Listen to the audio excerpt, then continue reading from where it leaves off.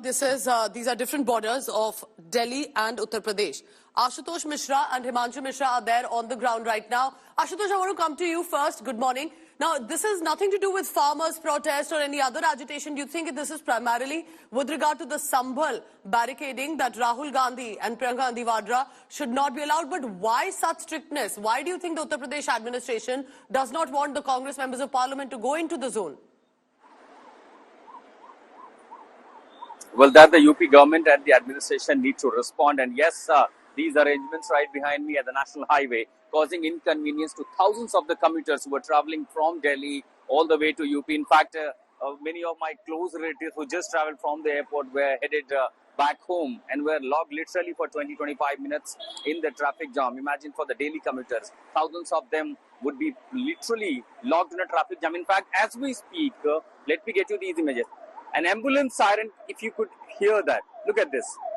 Ambulance literally stuck, and this is the kind of inconvenience I'm talking about whenever these barricadings or the law and order machinery works. That's how, being evacuated and finally the ambulance is out. So this is the situation at Delhi Ghazipur border.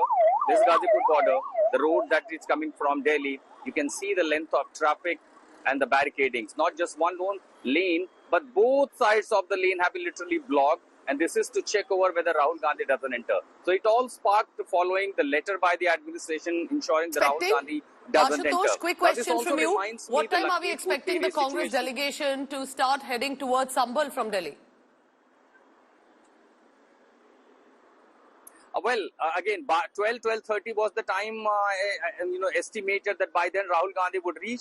But before Rahul Gandhi reached, what I see here, already Congress flags at the National Highway. Here, these are a few number of these supporters have come out here. The UP police members, senior officials are also here.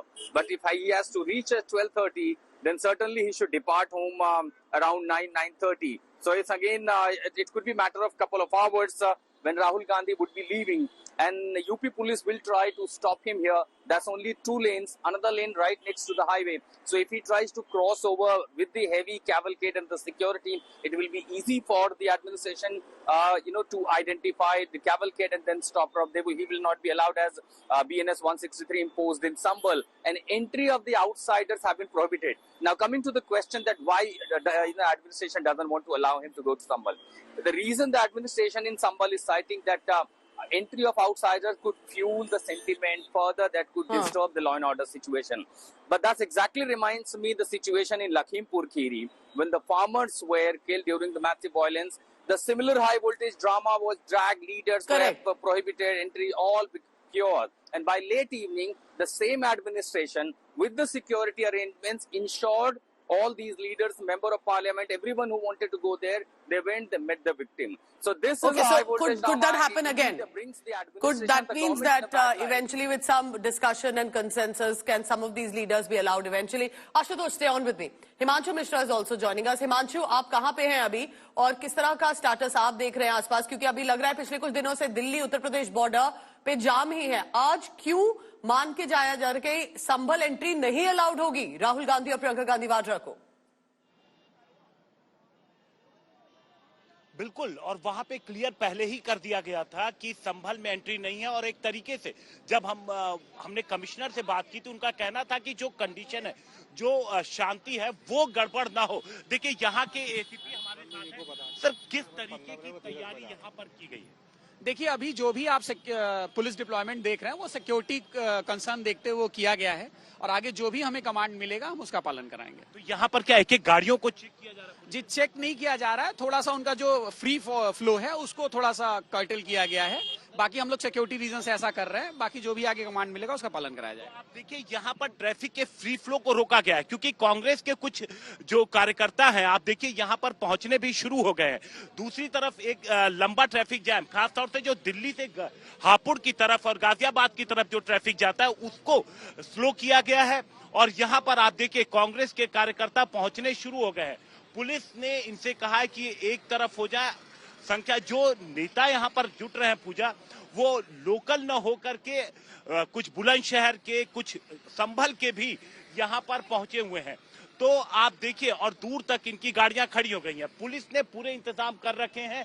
Police का कहना है कि अगर लगेगा तो अगर इनकी संख्या बढ़ती है नेताओं को, तो यहां से हटाया जा सकता है। आप देखिए, यहां पर आपको कुछ नेता नजर आएंगे और दूर सामने ट्रैफिक ही ट्रैफिक आपको नजर आएगा। लेकिन जो जाने वाला ट्रैफिक है, जो आप पीक आवर कह सकती हैं, जो गाजियाबाद से दिल्ली की तरफ जो ट्रैफिक जाता है, वो पूरी तरीके से ओपन है।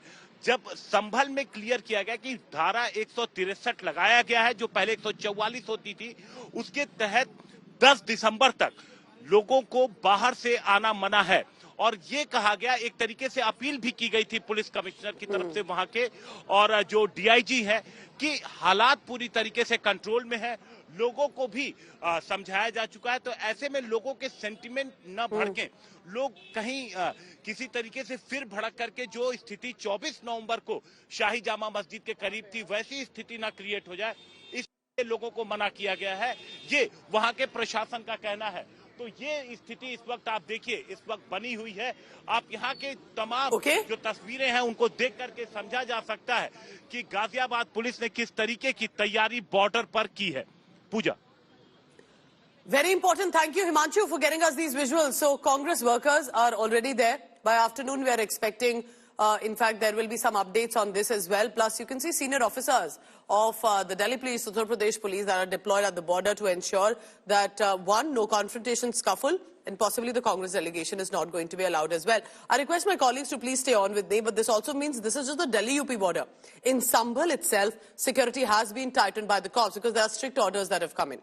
Now, the Gandhis will want to lead a Congress delegation to Sambhal to meet the families of the deceased from November 24th violence. So, security has been tightened, roads are being barricaded. Sambhal District Magistrate is monitoring movements as well. Congress is planning this visit despite prohibitory orders in Sambhal till the 10th of December.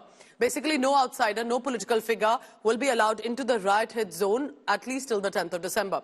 But BJP is now slamming the Congress party over it. The BJP is saying Congress is misleading the people of Sambhal in a bid to secure their vote bank and the appeasement politics. Investigation also, meanwhile, has started into the clashes and has taken a surprising turn. So, on one side, there is the political expectation of the Gandhis. They want to visit. But what about the probe, on the other hand? The police say that on the ground, at the crime scene, they have uncovered these are Pakistan and American-made cartridge cases that have been found at the crime scene. So now there is also a question, was this simply a desi pistol, or was there someone providing them with a certain kind of weapons that even the rioters, arsonists had when they fired at the cops? अभी स्थिति सामान्य है संभल में। वहाँ पर बाजार भी सामान्य तौर पर खुल रहे हैं। लोगों में कॉन्फिडेंस बिल्डिंग मेजर्स लगातार लिए जा रहे हैं। लोगों का विश्वास बहाली की कोशिश, विश्वास बहाली को पुख्ता किया जा रहा है। लोगों के सहयोग से ही हम ऐसा करने में सफल हुए हैं। और आगे जो घटना हुई उसके बारे में इन्वेस्टिगेशन जारी है। पुलिस अलग अलग एंगल्स पे जो भी है वो कार्रवाई कर रही है और दोनों ही तीनों काम बराबर से चल रहा है। जो खोखे हैं मिले हैं उसमें एक खोखा है जिसपे POF पाकिस्तान ऑर्डिनेंस फैक्ट्री है वो भी लिखा है। एक खोखा है उस पर FN या NF स्टार करके इस तरीके का लिखा है। ये दोनों 9 mm डायमीटर के हैं। तो ये थोड़े चौंकाने वाले तथ्य हैं पुलिस के लिए भी, और इसको हम सीरियसली इन्वेस्टिगेट भी करेंगे और अन्य एजेंसीज की भी मदद लेंगे कि ये जो इस तरह के कार्ट्रिजेज हैं ये कहाँ पे और किस तरीके के लोग प्रयोग में लाते हैं और यहाँ पे किस तरीके से ये पहुँचे हैं। सबकी पूरी जांच पड़ताल बहुत ज़रूरी है क्योंकि it is a very serious matter. और NIA हैं उनकी भी मदद ली जाएगी कि it is a very serious matter. तो हेडक्वार्टर के माध्यम से हम पता लगाने का प्रयास करेंगे। राहुल गांधी, इस नाम से ये लोग कांपते हैं, इतना कांपते हैं कि अगर राहुल गांधी जी संभल जाना चाहते हैं, उन परिवारों से मिलने जाना चाहते हैं जिन्होंने अपने बच्चे खोए हैं, तो इनको घबराहट होती है राहुल गांधी को उत्तर प्रदेश में घुसने से कैसे रोकें, ये षड्यंत्र रचे जा रहे हैं। कांग्रेस पार्टी को रोकने के लिए षड्यंत्र अंग्रेजों ने बहुत रचे थे और आपकी विचारधारा तो तब से पिछले 100 साल से ये विचारधारा जो आपकी है कांग्रेस को रोकने की कोशिश करती आई। कांग्रेस को कोई रोक नहीं सकता। इस देश में मोहब्बत लाने को कोई नहीं रोक सकता। माहौल तो आप खड़ा कर रहे हैं, आपका कंपटीशन है, जोगी जी और मोदी जी का कंपटीशन है। तो ये संभल की घटना तो हिंदू के लीडर बनने में हो गया, तो राहुल गांधी जी तो जब भी कहीं निकलते हैं वो प्रयास करते हैं कि भारत की लोकतांत्रिक व्यवस्था, भारत की सभ्यता, भारत की पीस, भारत का आपस का भाईचारा, भारत के संविधान, भारत के लोकतांत्रिक मूल्य की रक्षा हो। तो अब में क्या दिक्कत है? वो वहाँ जाएंगे, वहाँ लोगों से बात करेंगे, वहाँ कोई ऐसा दंगा तो नहीं ना भाई। जो लोग संविधान को हाथ में लेकर शपथ ले रहे हैं, असल में संविधान को तार-तार करने का काम यही लोग कर रहे हैं। सर्वे का ही तो आदेश दिया माननीय न्यायालय ने, तो सर्वे होने में हो जाने दीजिए सर्वे। अगर आप ठीक है तो डर किस बात का है? सर्वे हो जाएगा, जांच सामने आ जाएगी, तो फिर ये हुड़दंग और ये उपद्रव क्यों? और कौन है इसके पीछे? अभी भी बाबर की मानसिकता वाले लोग, और जिस प्रकार से आप लोग कर रहे हैं, तो इनके गर्त में जाने का कारण ही वही है। भारत के भीतर गृह युद्ध छेड़ने के लिए, जंग छेड़ने के लिए साजो सामान तक कुछ लोगों ने तैयार करके रखा है, और इनके लिए कैसे वकालत करने का काम आज विपक्ष के तमाम नेता कर रहे हैं। ये वो लोगों के साथ खड़े हैं जो पाकिस्तान के असलहों के साथ हिंदुस्तान की पुलिस पर फायर झोंकने से बाज नहीं आ रहे। ऐसे लोगों के खिलाफ आतंक निरोधी कानूनों के तहत कठोरता से कार्रवाई करने की आवश्यकता है। ये देशद्रोही लोग हैं, इनके प्रति किसी प्रकार की उदारता नहीं हो सकती, कोई मुरव्वत नहीं हो सकती। संभल में शांति कायम करने के लिए समाजवादी पार्टी और कांग्रेस के लोग संभल जाना चाहते हैं, लेकिन भाजपा की सरकार हम लोगों को संभल जाने नहीं दे रही है। भाजपा संभल में जनता को डराने और धमका करके जांच आयोग के सामने बयान करवाने का काम करवा रही है। संभल में लोगों को जाने नहीं देंगे। हाउस में पिछले 6 दिन से बोलने का मौका नहीं मिल रहा है। आखिर संभल के लोगों का गुनाह क्या है? 2750 लोगों पे मुकदमे हैं, 5 लोगों की हत्याएं हो चुकी हैं, दर्जनों लोग घायल पड़े हैं। आखिर उनका दर्द कौन सुनेगा? इसके लिए हम समाजवादी लोग लगातार किए। आज आदरणीय अध्यक्ष जी ने सदन में भी मामले को उठाया, और हम लोग संभल के साथ लोगों के साथ हैं, और जो पीड़ित पक्ष है उस पक्ष की जहां आर्थिक सहयोग के भी हमारी पार्टी ने घोषणा की है, वहीं जो तमाम जो घायल लोग हैं उनका भी सहयोग करेंगे।